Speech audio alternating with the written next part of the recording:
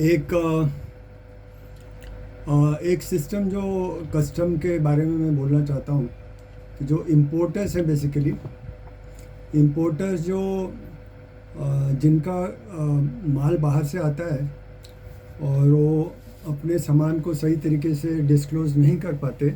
और place of origin भी उनको सही तरीके से डिफ़ाइन नहीं कर पाते हैं कस्टम ऑफिसर्स के सामने या डीआरआई के सामने, या फिर जो उनकी इंटेलिजेंस यूनिट होती है, सीआईयू। और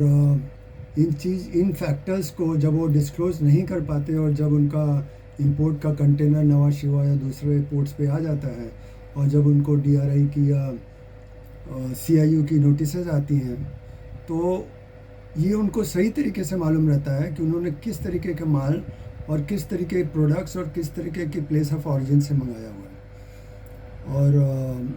ये मंगाने के पहले उनको सोचना चाहिए कि इंडिया के अंदर जो इस तरीके के इंपोर्ट्स आते हैं उनकी चेकिंग और हर्डल्स उनको फेस करना है।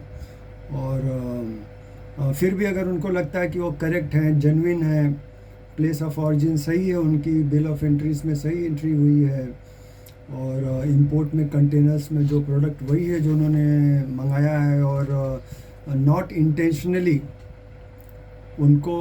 आइडिया नहीं है कि ये प्रोडक्ट के बारे में डीआरआई या जो गवर्नमेंट या कस्टम्स के नियम से वो डिफरेंट हैं और जो मंगाया वो थोड़ा उसमें प्रॉब्लम आ गई है, तो उनको डरना नहीं चाहिए। और उनको डीआरआई के सामने नोटिस मिलने पे तुरंत आकर के या सीआईयू के सामने तुरंत आना चाहिए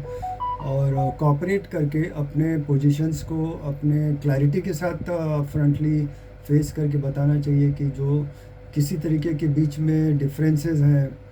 वो क्लियर करके अपने इंपोर्ट्स को और प्रोडक्ट्स को बाहर निकालना चाहिए। न कि इसमें चारा ये है कि आप भाग जाए, छुप जाए